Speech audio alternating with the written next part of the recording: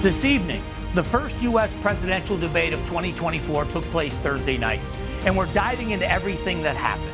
Plus, what was Robert F. Kennedy Jr.'s response to being left out of the debate? And on the local front, Mark Lamb was the only person at the Senate primary debate. What does this mean looking forward for Kari Lake in this race? This is Before You Vote.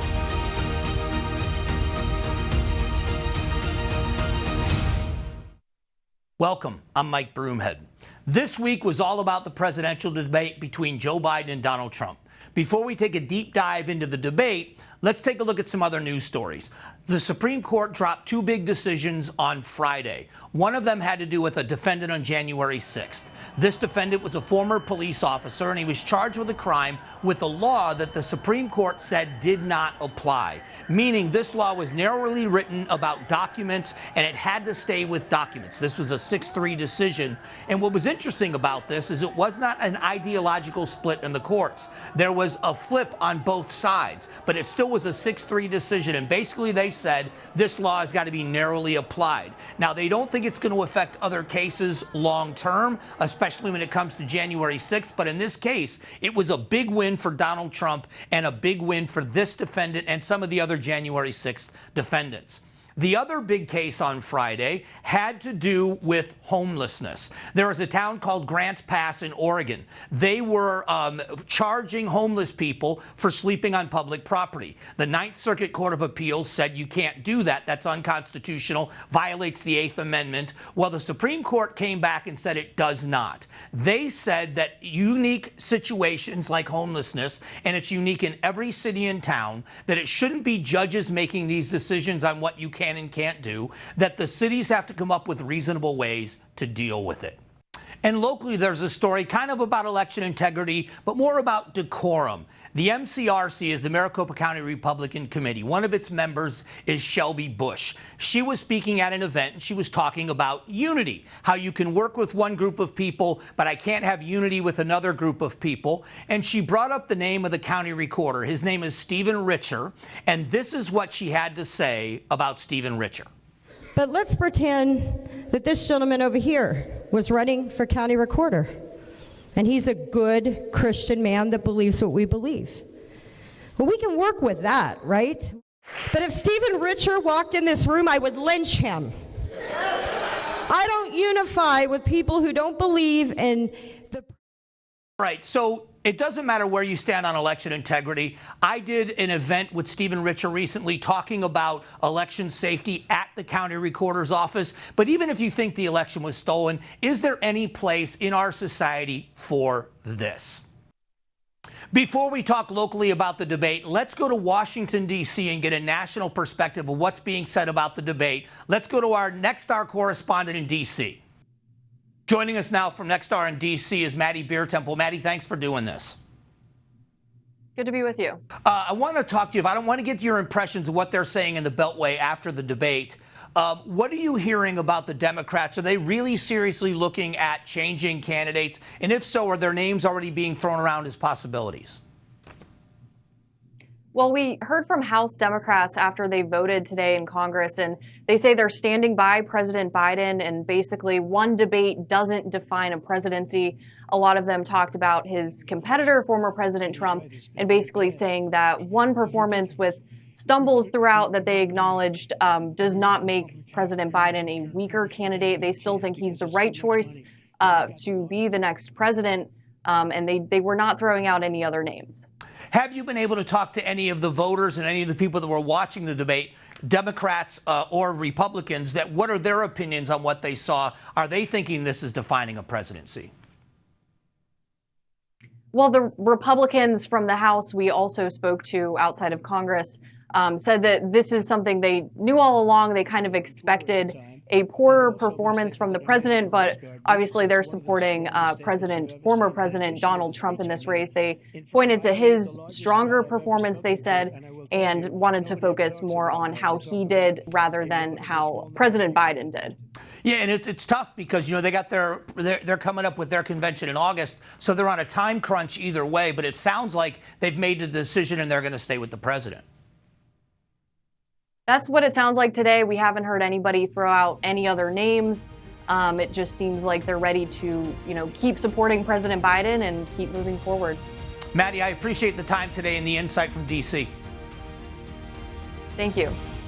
Don't go anywhere. We're taking a look at who won the presidential debate Thursday night. We'll be back here on Before You Vote in exactly 60 seconds.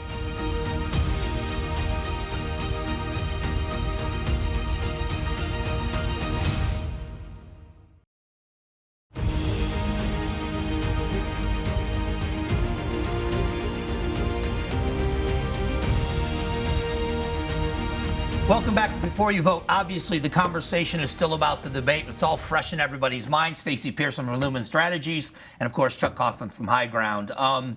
Last time we met, my question was, does Joe Biden win Arizona? And both of you said to me, yes. I said, Donald Trump wins Arizona. We both could be wrong right now. Or all three of us could be. That is a distinct possibility. I mean, that is a possibility that we never saw coming. Yes. So let's talk about the debate. Let's talk about what we witnessed. I need your perspective on this. What do you say? I was terrified. I mean, watching that debate was the worst case scenario for what we expected the president to do. We have a former president talking about whether or not he had sex with a porn star. And that wasn't today's headline. That wasn't the post-debate headline. The post-debate headline was whether or not the current president is even functional. And that was absolutely tragic. But do you think that it's fair? After what you saw, is that not a fair thing for people to be worried about? I think it is fair to be concerned. Okay. And I also think it's fair to be concerned that the former president is insane. And so, I want you to jump in on this, because I think does this reaffirm for a lot of people that this term we've come up with now called double haters, does this reaffirm the Americans that are sitting at home watching TV saying, is this really the best that we have? Yeah. Both parties have let us down. Both parties, the lack of internal rigor of both parties and the unwillingness to face hard truths, that neither of these guys is very popular with the broad set of an American electorate that believes that these two gentlemen are the best people to lead the strongest country in the world. And that debate is one that we're going to carry on for a very long time going to the next election cycle. But in this election cycle, are these two going to be the choice? There is an option for the Democrats, but it's such a long shot to happen. Is it possible that this is not going to be the candidate for the Democrats in your mind? Do you think that's possible? I don't think it's possible because of the restrictions in states. And I think it's fantastical thinking that people are, oh, what about this? Maybe we switch horses. Do we draft Newsom? Does Harris get to the top of the ticket? But in many states, including Arizona, there are very, very, very strict laws as to how to qualify for a presidential ballot. And we have passed those deadlines. So I think there's no chance.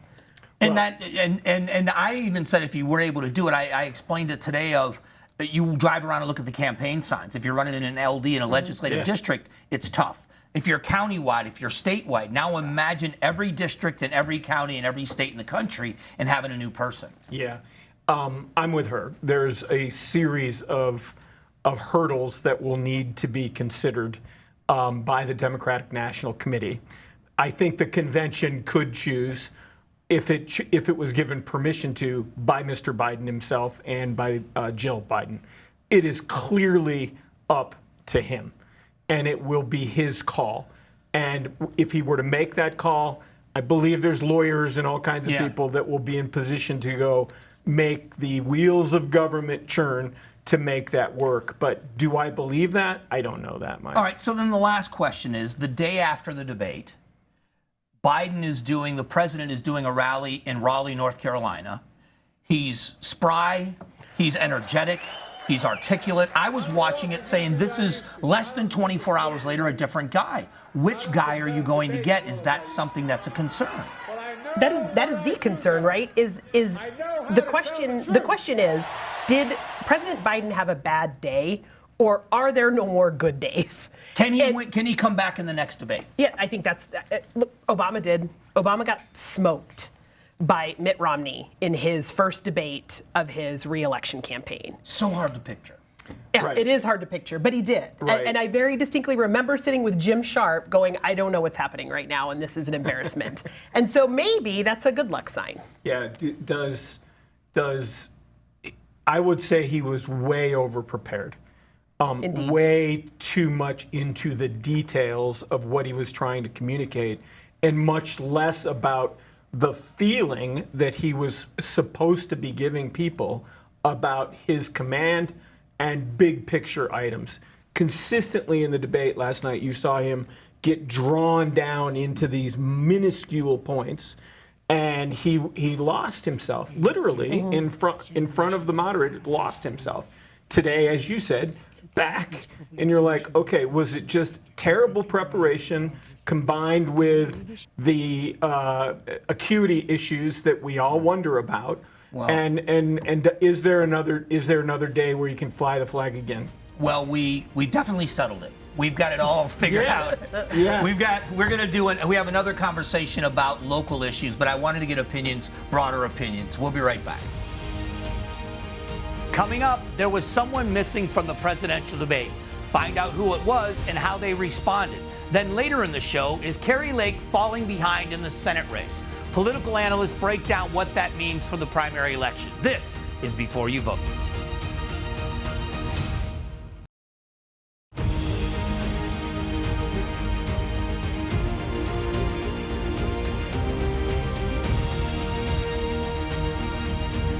After Thursday's debate, we might hear a lot more chatter about another candidate in this presidential race. Tom Dempsey, News Nation correspondent, has more on this story.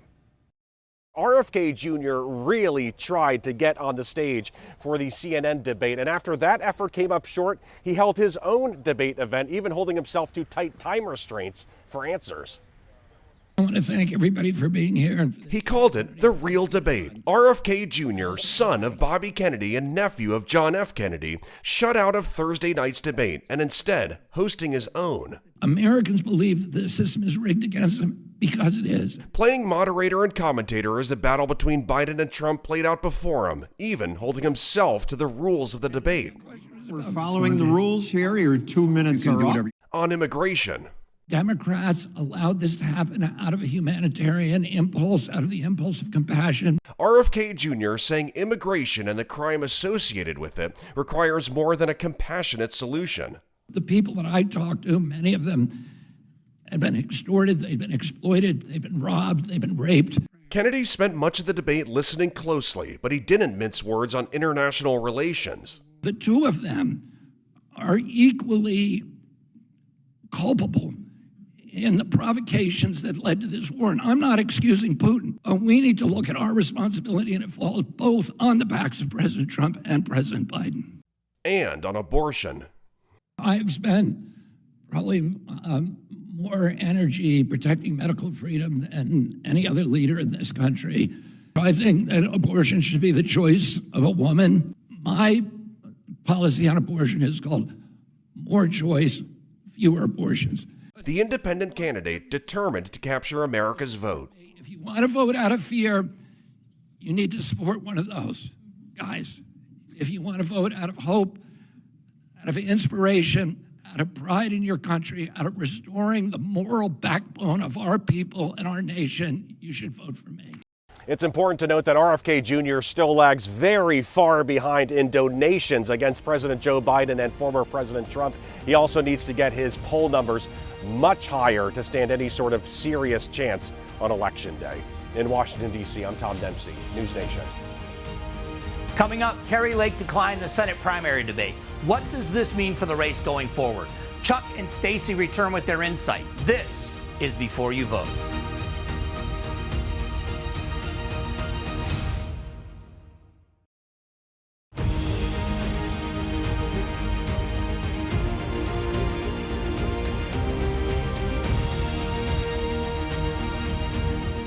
Welcome back to Before You Vote. Conversation has to shift to the Senate race. I want to get both of your opinions on this. Kari Lake, very upset with the governor because there was no debate, and then Kari Lake quietly refuses to debate Mark Lamb. Do you think that hurts her not with her party, but in the general election?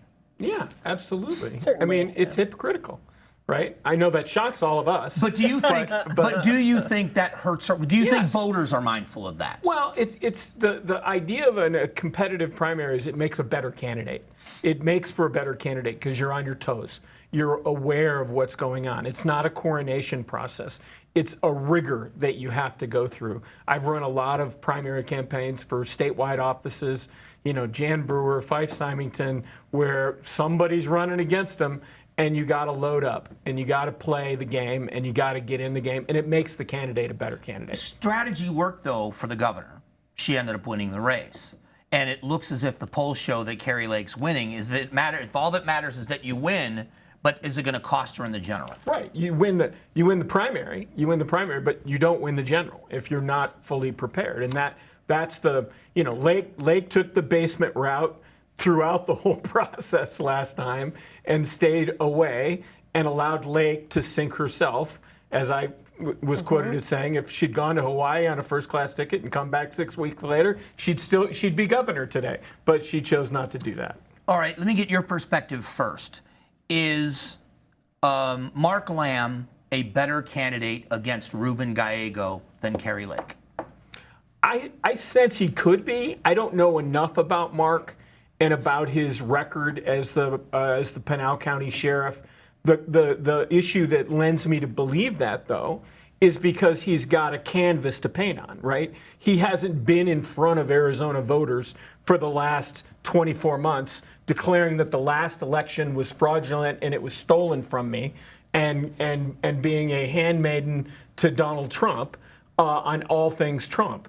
And so he's got a canvas to paint on, just like Ruben Gallego has a canvas to paint on, represents the smallest congressional district in the state, and he's now up. Most people don't know who he is, and he's up with the ad campaign about he's a veteran. Those ads are spectacular. They're great His ads. ads are That is spectacular. true. That is true. Yeah. So let me ask you, from the Democrat perspective, from Democratic perspective, Mark Lamb, does he pose a bigger threat? There is a stench of death on any candidate that loses, particularly statewide office. And so Kari Lake is bringing that into this race. Mark Lamb certainly doesn't have it. And to Chuck's point, he is a blank canvas. He would be able to introduce himself and his experience, and certainly law enforcement in Arizona plays extraordinarily well. I think he would have been a much stronger candidate. And so the question then about that is about running races, because I've known Mark for a very long time. He speaks Spanish fluently. He was born in Hawaii. He lived in Panama. He's lived in Argentina. He's got a worldwide perspective of this immigration issue. And when he brings that to the table, and he does interviews on Univision, and he does, even the anchors are kind of taken aback with his. But why at this point in the race don't more people know that? Well, because these races are decided early on. Because let's remember what we're talking about in a Democratic or a Republican primary. You're talking about 20% of Republican voters and 15% of Democratic voters. They are of a mind and a faith over very certain things. So, Mike, you come in and ask me if you want to run for office. I first ask you a very important question in the Republican primary. Do you believe the last election was stolen? Right. If you say I'm not willing to say that, I said, well, you're not going to win your race. So that's the problem, the brokenness of our primaries today, is it's not a truly competitive contest. All right, so listen, I appreciate the time, and this is always such interesting conversation. Promise me you'll come back. Of course. All right, that's it. We'll be back in just a moment on Before You Vote.